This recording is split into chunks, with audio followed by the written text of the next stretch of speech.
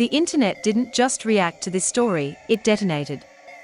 What started as scattered online speculation quickly turned into a full-scale digital storm after a wave of claims surfaced involving Charlie Kirk's family, his legacy, and the growing controversy surrounding Erika Kirk. But what truly pushed the situation into viral territory wasn't just the rumors themselves. It was the unexpected reaction allegedly coming from within his own inner circle. According to circulating commentary and unverified online discussions, even members of Charlie Kirk's extended family are now being pulled into the center of a debate that nobody saw coming. And at the heart of it is a set of claims that have split audiences into completely opposite camps. On one side, supporters argue this is nothing more than social media distortion, old narratives being reinterpreted, context being lost, and emotions running ahead of facts. On the other side, critics believe there are deeper inconsistencies in how the story surrounding Erika Kirk and her rise into leadership positions has been framed, shared, and understood online. But everything escalated when posts began circulating suggesting that Charlie Kirk's sister had allegedly made comments that contradicted parts of the widely shared narrative. These claims, amplified rapidly across platforms, sparked immediate backlash, confusion, and intense debate over what was actually said, what was interpreted, and what may have been taken out of context entirely. Within hours, the situation stopped being a simple online discussion and turned into a layered internet phenomenon. Clips were analyzed frame by frame. Old interviews resurfaced. Public appearances were re-examined with new scrutiny. And every detail, no matter how small, was suddenly treated as potential evidence in a much larger, unfolding story. But the most striking part isn't the claims themselves. It's the reaction. Because instead of clarity, the situation produced more questions. Instead of resolution, it created deeper divisions. And instead of silence, it triggered a flood of theories, interpretations, and counter-narratives that continue to grow by the hour. Now the internet is left trying to piece together a puzzle where even the edges don't seem to match. And the biggest question of all remains completely unanswered. Is this a genuine internal revelation shaking the foundation of a public narrative? Or just another viral misunderstanding amplified beyond control? Either way, the story is now out of anyone's hands, and the next development could change everything again in an instant. The conversation around this entire situation didn't grow in a straight line. It expanded in waves, each wave pulling in more people, more interpretations, and more fragmented pieces of context that slowly built a much larger and more complicated narrative than what originally existed. At the beginning, most of the discussion online was relatively simple. People were revisiting public appearances, old interviews, and widely shared clips involving Charlie Kirk and Erika Kirk. Some users were trying to understand leadership structure within Turning Point USA, while others were more focused on personal backgrounds and public roles. At that stage, the tone was still controlled, even if opinions differed. But that stability didn't last long. Once short clips and commentary videos started circulating more aggressively across platforms, the context around those original materials began to shift. Instead of people engaging with full interviews or complete statements, they were increasingly reacting to fragments. And fragments, once removed from their original setting, naturally invite interpretation. That's where the divide started to form. One side of the online discussion began arguing that everything being circulated could be explained through normal media distortion. In their view, once content is clipped, reposted, and analyzed out of context, it almost always appears more dramatic or inconsistent than it actually is. They saw the growing conversation as a predictable outcome of social media amplification rather than evidence of anything deeper. The other side interpreted the same material very differently. To them, the growing number of discussions, breakdowns, and conflicting interpretations suggested that something about the situation wasn't being fully understood. They pointed to inconsistencies in how certain moments were being described, the lack of unified explanation, and the speed at which the narrative was evolving as reasons to keep questioning. Neither side had definitive proof, but both had momentum. And momentum is often more powerful than resolution in digital environments. As the discussion spread further, it began to absorb more than just the original topic. Personal backgrounds, career histories, public appearances, and past affiliations started being brought into the conversation. This is a common pattern in viral narratives. When direct answers are missing, audiences naturally begin looking at surrounding context to build meaning. However, this also creates a problem. Once background details enter the conversation, they are no longer just background. They start being treated as clues, even when there is no verified link connecting them to the claims being discussed. Over time, this can lead to unrelated facts being woven into a single narrative thread simply because they are mentioned frequently together. That's when interpretation starts replacing evidence. At the same time, social media algorithms began accelerating the spread of commentary.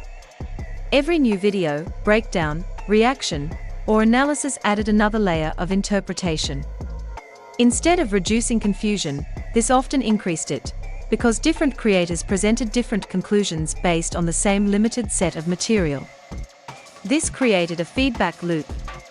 The more people discussed it, the more content was produced. The more content was produced, the more fragmented the understanding became. Eventually, the conversation stopped being about a single point of reference. It turned into a collection of competing narratives, each shaped by the communities discussing it. One narrative framed everything as misunderstanding amplified by digital media. Another suggested that the growing number of inconsistencies being pointed out online required further scrutiny. A third position tried to sit in the middle, acknowledging that while some parts may be overinterpreted, others still raised open questions. But none of these positions fully resolved the discussion. Instead, they coexisted. And coexistence without resolution is what keeps narratives alive far longer than expected. As this situation continued to evolve, something else became more noticeable. The focus of discussion started drifting away from specific claims and toward broader interpretations of behavior, intent, and influence. People were no longer just analyzing what was said or shown, they were trying to interpret what it might mean underneath the surface. That shift is important, because once interpretation becomes the main driver, factual anchors become less central. The story begins to move based on perception rather than verification. At that point, even neutral details can start to feel significant simply because they are repeatedly discussed in a particular context. Public appearances, personal histories, and unrelated professional information begin to get absorbed into the narrative structure, even when there is no confirmed connection between them. This is how modern viral controversies expand. Not through one single revelation, but through accumulation. Each layer adds meaning, but also adds uncertainty. And as uncertainty increases, audiences begin searching more aggressively for coherence. The mind naturally wants patterns, and when clear answers are missing, it builds its own structure from whatever information is available. That is where speculation often grows strongest, not when nothing is known, but when partial information exists without full confirmation. By the time the discussion reaches this stage, it becomes very difficult to separate what is established from what is inferred. Different audiences begin holding entirely different versions of the same situation, each reinforced by different sources, creators, and interpretations. And once that happens, the narrative no longer belongs to any single source. It becomes distributed. At this point, the conversation is no longer just about individuals or specific claims. It reflects something larger about how information behaves in a digital environment where speed, repetition, and interpretation often move faster than verification. What remains consistent throughout all of this is not agreement, but fragmentation. And fragmentation tends to sustain attention far longer than clarity ever could. As more commentary continues to emerge, and older material gets reanalyzed under new assumptions, the situation keeps evolving. Not necessarily toward resolution, but toward deeper complexity. And in that complexity, the next stage of the narrative begins to take shape. The moment the conversation shifted from background discussion into open conflict, the tone of everything changed. What had once been a fragmented online debate suddenly hardened into competing interpretations that no longer overlapped in any meaningful way. People were no longer simply discussing clips, statements, or public appearances. They were now arguing over meaning itself, what certain moments really implied, what certain behaviors suggested, and what certain patterns might indicate if viewed through a specific lens. And once interpretation becomes the battlefield, there is no longer a single version of events. There are only competing narratives. At the center of the conflict was a growing disagreement about how to understand the relationship between public image and private reality in high-visibility figures. Some viewers insisted that everything being discussed could be explained through standard media distortion. In their view, public figures are constantly misinterpreted, especially when short clips are circulated without full context. They argued that the increasing suspicion was a natural byproduct of social media culture rather than evidence of anything hidden. But others interpreted the same material very differently.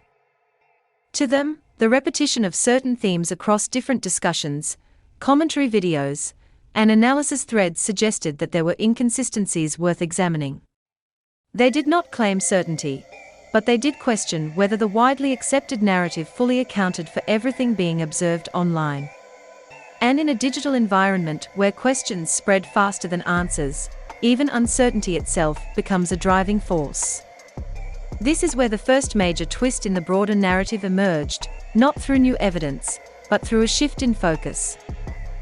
Instead of continuing to analyze the original material directly, the discussion began to pivot toward the way information was being circulated.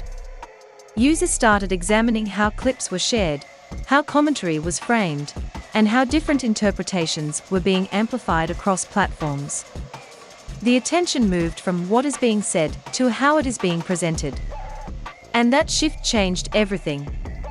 Because once distribution becomes part of the conversation, the story is no longer just about content. It becomes about control, visibility, and perception. Suddenly, users began noticing that certain interpretations were gaining traction faster than others. Some breakdowns were being widely shared across multiple platforms, while alternative explanations remained confined to smaller circles. This uneven visibility sparked further discussion about algorithmic influence, audience targeting, and the role of engagement-driven content in shaping public perception. Some argued that this was simply how online platforms function, content that resonates naturally spreads further. Others suggested that the pattern felt too structured, too consistent, and too aligned with specific narrative directions to be entirely organic. Neither side could prove their position conclusively, but both interpretations began shaping how people engaged with the story. As this tension grew, a second layer of conflict emerged. It was no longer just about the original topic. It was about trust. Trust in sources. Trust in commentary. Trust in whether what people were seeing represented reality, or interpretation led over reality. This is where the narrative became more unstable. Because once trust becomes the central issue, every piece of information is re-evaluated through suspicion.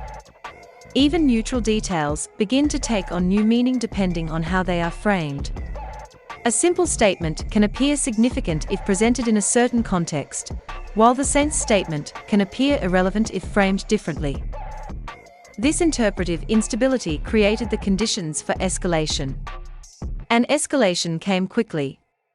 Commentary videos began to multiply, each offering a slightly different version of interpretation. Some creators focused on questioning inconsistencies in public narratives. Others emphasized the dangers of overanalyzing fragmented information. A few attempted to bridge both perspectives, but even those efforts often became points of disagreement themselves. The result was a rapidly expanding ecosystem of competing explanations, none of which fully dominated the conversation. At the same time, audience behavior began shifting in noticeable ways. Instead of seeking full context, many users were engaging primarily with summaries, clips, and reaction-based content. This meant that interpretations were increasingly shaped by secondary sources rather than primary material. And as secondary interpretations accumulate, the original reference point becomes less important than the narrative built around it. This is one of the key mechanisms that drives modern viral controversies: the gradual replacement of source material with commentary ecosystems. By this stage, the discussion had entered a self-reinforcing cycle. More commentary produced more engagement. More engagement encouraged more interpretation. And more interpretation led to further fragmentation of understanding. Each cycle added emotional intensity while reducing shared agreement on what the actual baseline information was. And that is when the first true twist in the conflict appeared. Not a factual revelation, but a structural one. People began realizing that they were no longer arguing about the same thing. One group was discussing the original content as it was first presented. Another group was discussing interpretations of interpretations. A third group was analyzing the way the conversation itself was evolving, rather than the subject of the conversation. 3 different layers. 3 different realities. And no clear bridge between them. This realization did not reduce tension, it increased it. Because once people understand they are operating from different informational layers, the instinct is not to step back, but to defend their layer more strongly. Each side becomes more confident in its interpretation precisely because it feels challenged by the existence of competing perspectives. At this point, the conflict was no longer about a single narrative. It had become a system of narratives interacting with each other.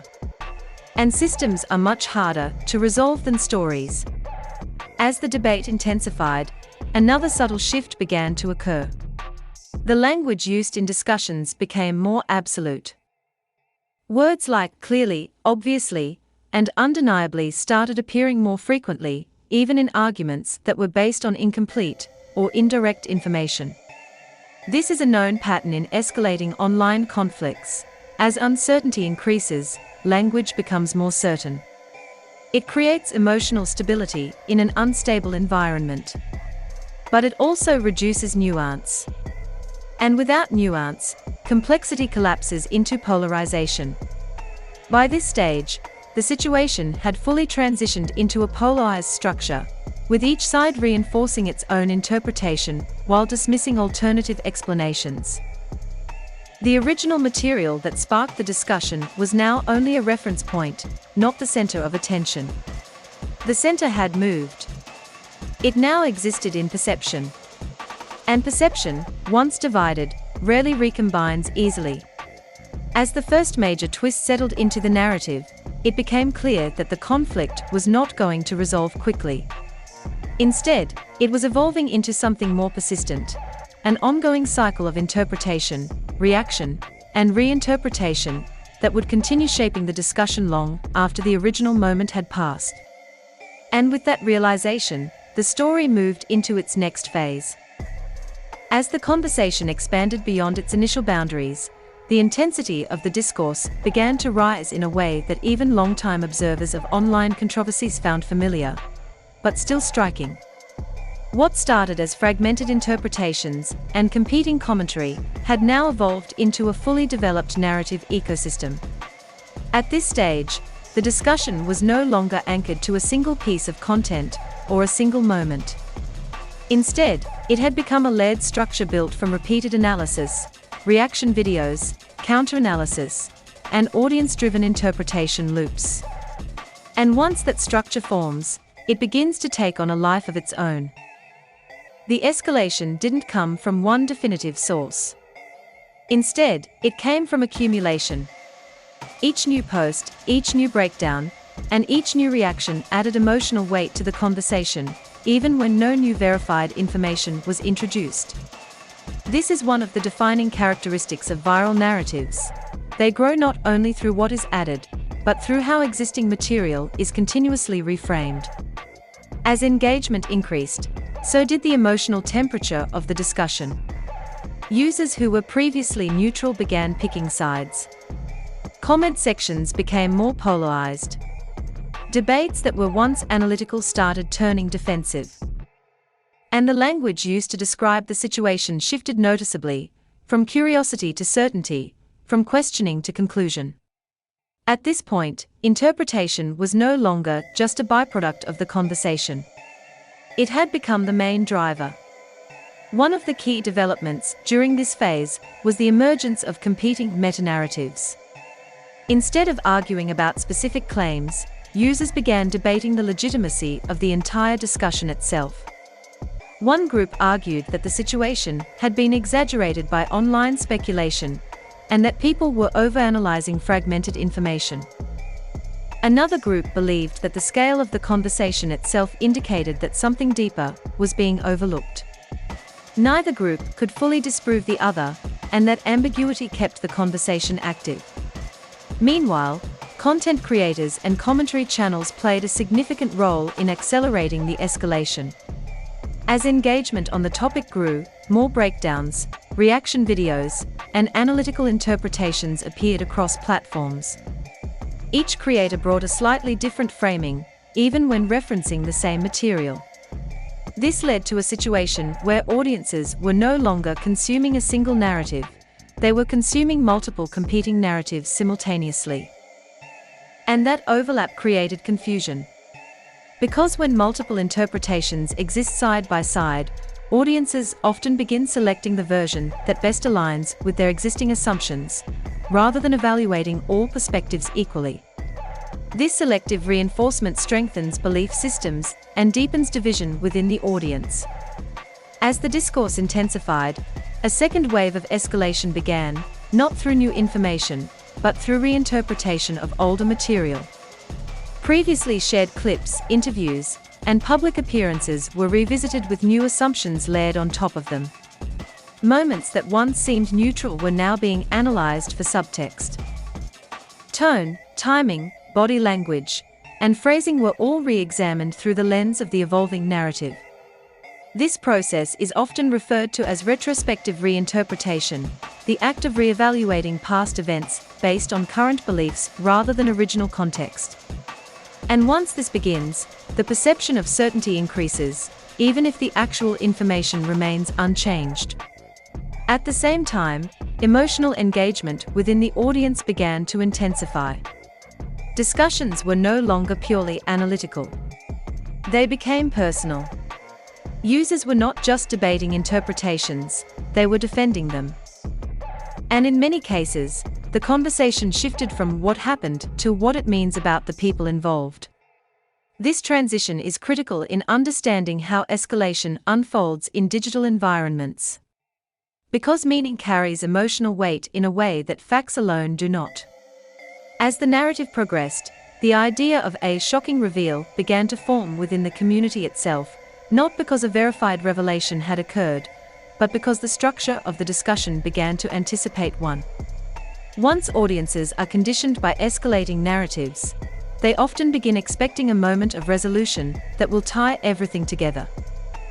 But instead of resolution, what typically emerges is further complexity. In this case, that pattern repeated again. Different threads of discussion began pointing in different directions, each suggesting that there was more to be understood, but none providing definitive closure. Some users interpreted this lack of closure as evidence that something significant was being concealed. Others saw it as a natural outcome of fragmented online discourse, where incomplete information is continuously reinterpreted. Both interpretations circulated widely, reinforcing the divide. As this cycle continued, the conversation reached a point where it began feeding on itself.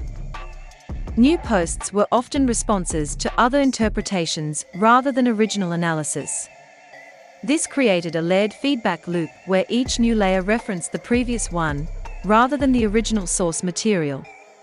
And in that environment, clarity becomes increasingly difficult to maintain. One of the most important developments during this phase was the shift in how certainty was expressed. Users who were previously cautious in their language began speaking in more absolute terms. Statements became more definitive, even when based on interpretation rather than verified fact. This is a common psychological response in high-engagement digital environments. As uncertainty increases, individuals often compensate by increasing the certainty of their language. It creates a sense of stability within a chaotic information space. However, it also reduces nuance and increases polarization. By this stage, the conversation was no longer centered around verifying claims. It was centered around interpreting meaning, intention, and implication. And once interpretation becomes the dominant framework, the line between observation and assumption becomes increasingly blurred. The so-called reveal within the narrative did not arrive as a single moment of confirmation. Instead, it emerged as a collective feeling among segments of the audience, a sense that too many questions were being asked, too many interpretations were circulating, and too many connections were being drawn for the situation to remain simple. But that feeling, while powerful, is not the same as evidence. And that distinction is often where online narratives become most unstable. Because when emotional conviction replaces factual grounding, the story continues to escalate even in the absence of new information.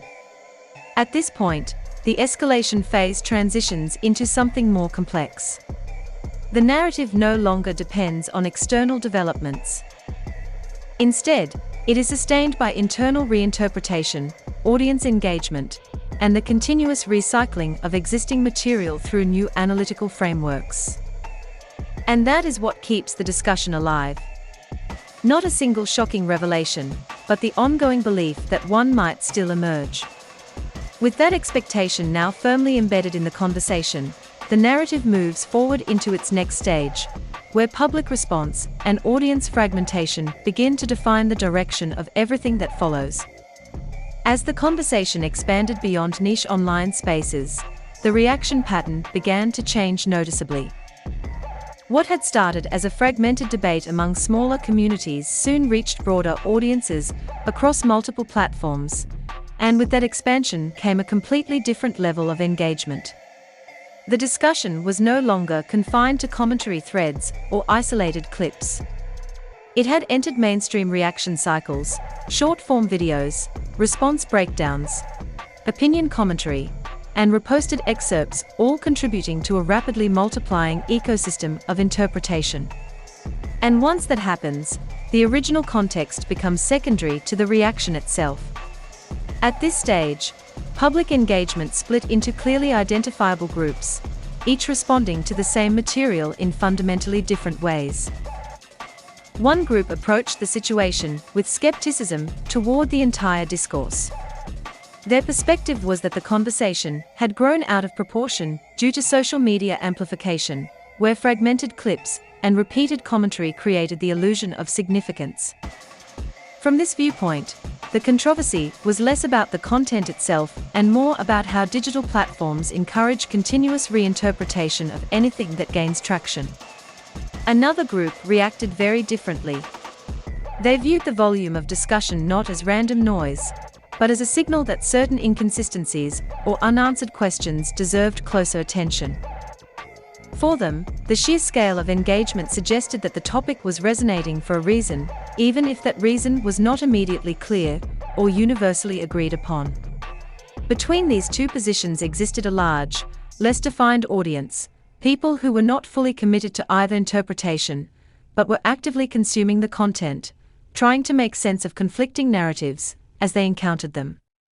This middle group became especially important because in viral environments, undecided viewers often determine the direction of momentum. As reactions increased, so did the diversity of content being produced around the topic. Commentary channels, reaction creators, and analytical breakdown accounts began contributing their own interpretations, each shaped by tone, editing style, and framing choices. Some emphasized skepticism and caution, urging audiences not to draw conclusions from incomplete information. Others leaned into more speculative interpretations, presenting theories as possibilities for discussion rather than confirmed outcomes. This variety of framing created a layered media environment where the same clip or statement could be understood in multiple ways depending on who presented it and how it was edited. And that is where perception begins to fragment. One of the most notable aspects of the public reaction phase was how quickly emotional framing overtook informational clarity. Instead of focusing on the original context of the discussion, audiences began responding to how the situation felt.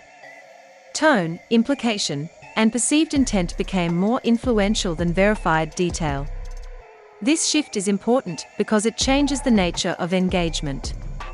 Once emotional interpretation becomes the dominant lens, audiences are more likely to accept narratives that align with their instincts, even if the underlying information is incomplete or ambiguous. At the same time, social media algorithms played a significant role in amplifying engagement. Content that generated strong reactions, whether agreement, disbelief, or outrage, was more likely to be recommended, shared, and rewatched. This created a feedback loop where the most emotionally charged interpretations gained the widest visibility. As visibility increased, so did polarization. Comment sections became increasingly divided, often reflecting two opposing interpretations of the same material. One side emphasized caution and context, while the other focused on perceived inconsistencies and broader implications. The result was not a unified debate, but parallel conversations happening simultaneously with little overlap in understanding. This fragmentation is a defining feature of modern online controversies. Another important development during this phase was the rise of reaction-to-reaction content. Instead of engaging directly with the original material, many creators began responding to other interpretations of it. This added additional layers between the audience and the source, further distancing discussion from any original reference point. Over time, this created what can be described as a multi-layer interpretation stack, where audiences are no longer reacting to primary content, but to interpretations of interpretations. And each layer introduces potential distortion. Despite the growing complexity, engagement continued to increase. This is because public reaction cycles are self-sustaining. The more people discuss a topic, the more visible it becomes. The more visible it becomes, the more reactions it generates. And the more reactions it generates, the more it is interpreted as culturally or socially significant. This cycle does not require consensus. It only requires attention. Within this environment, credibility became increasingly difficult to establish. Different sources presented different perspectives, and audiences often gravitated toward the ones that aligned most closely with their existing assumptions. This selective consumption reinforced existing divisions rather than bridging them. As a result, two parallel realities began to form within the same discourse. In one, the situation was viewed as an example of online overinterpretation, where fragmented information was being assembled into a narrative larger than its actual foundation. In the other, it was seen as a developing story with unresolved questions that justified continued scrutiny. Neither perspective fully disappeared. Instead, they coexisted and competed for dominance. What made this phase particularly significant was the way uncertainty itself became part of the engagement. Instead of being a problem to resolve, uncertainty became the engine that sustained ongoing discussion. Each new reaction, each new commentary, and each new interpretation added to the sense that the situation was still unfolding. And in digital ecosystems, an unfolding story is far more engaging than a concluded one. As public reaction continued to build, the conversation eventually reached a point where even neutral observers found it difficult to remain detached. The sheer volume of commentary, counter-commentary, and analysis created a perception that something important must be happening, even if the exact nature of that something remained unclear. This perception is powerful, because once a narrative reaches that level of attention, it becomes self-reinforcing regardless of whether new information is introduced. At this stage, the public reaction phase no longer functioned as a response to events. It had become its own ecosystem, generating meaning through repetition, interpretation, and emotional engagement. And with that structure fully in place, the narrative naturally moved toward its next phase, where unresolved questions, lingering interpretations, and competing explanations begin to converge into a final sense of uncertainty that refuses to fully settle. By the time the conversation reached its final stage, something unusual had happened, not in the sense of a clear conclusion emerging, but in the opposite direction. Instead of narrowing down toward clarity, the discussion had widened into a space where multiple interpretations were now coexisting without resolution. Every attempt to summarize the situation seemed to produce a different version of it, depending on which set of assumptions someone started from.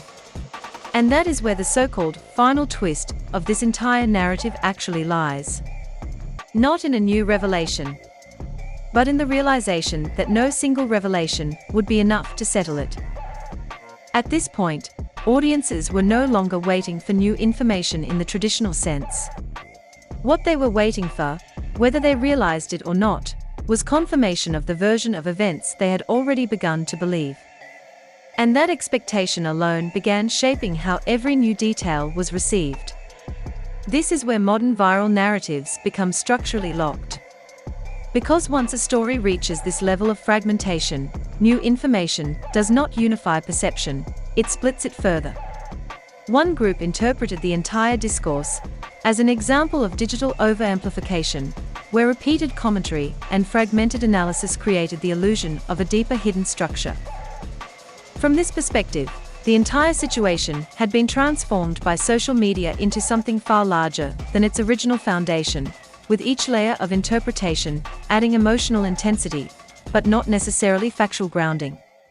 Another group viewed the same environment differently. To them, the volume of discussion itself was meaningful. They argued that when so many people independently begin questioning the same inconsistencies or patterns, regardless of whether they agree on the explanation, it suggests that the topic has unresolved dimensions worth continued attention. And between these two positions sat a third, quieter group, people who were no longer trying to decide what was true, but instead observing how quickly collective interpretation could shape belief. This third group became crucial to the overall dynamic, because they represented a shift in how audiences engage with viral information. Instead of seeking resolution, they were studying the process itself. How narratives form, how they spread, and how they stabilize without ever fully resolving. As the discussion reached this stage, something else became increasingly visible. The original material that started everything was no longer central to the conversation. It still existed, but it had been layered beneath so many interpretations that it functioned more like a reference point than a source of clarity. What people were now reacting to was not the original content, but the ecosystem built around it. And ecosystems do not collapse when questioned. They adapt. Each new wave of commentary introduced subtle shifts in framing. Some focused on skepticism, emphasizing the dangers of overanalysis and the risks of drawing conclusions from incomplete information. Others leaned into broader interpretive frameworks, suggesting that the accumulation of discussion itself indicated unresolved complexity. Neither approach fully displaced the other. Instead, they reinforced the division. This is where the cliffhanger of the entire narrative takes shape, not as a sudden event, but as a sustained state of uncertainty that refuses to resolve into a single agreed-upon version of reality. The most striking realization among observers was not about any specific claim, but about the structure of attention itself. Once enough people engage with a narrative, the story becomes less about facts and more about participation. Every viewer, every commenter, every creator adds another layer of meaning. And once those layers accumulate, the original signal becomes indistinguishable from the interpretations built on top of it. At that point, the narrative stops belonging to its origin entirely. It becomes collective. And collective narratives do not end cleanly. They fade, fragment, or continue evolving depending on where attention moves next. As this particular discussion reached its peak saturation, viewers began noticing something subtle but important. The more the situation was analyzed, the less agreement there was about what it actually meant. Every attempt to finalize an explanation created pushback from another perspective. Every summary was met with an alternative summary. Every conclusion felt temporary rather than definitive.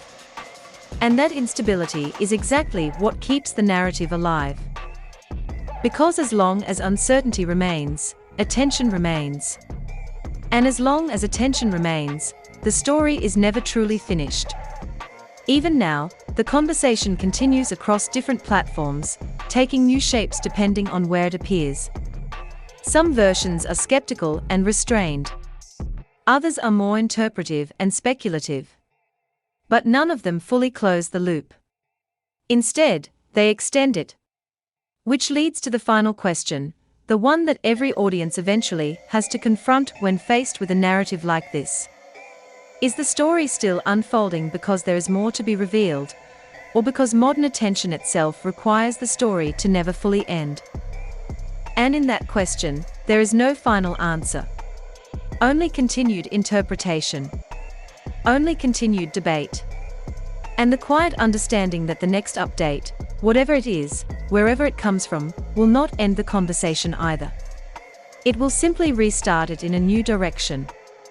At this point, the conversation doesn't belong to any single creator, platform, or narrative anymore. It belongs to the audience watching it unfold in real time.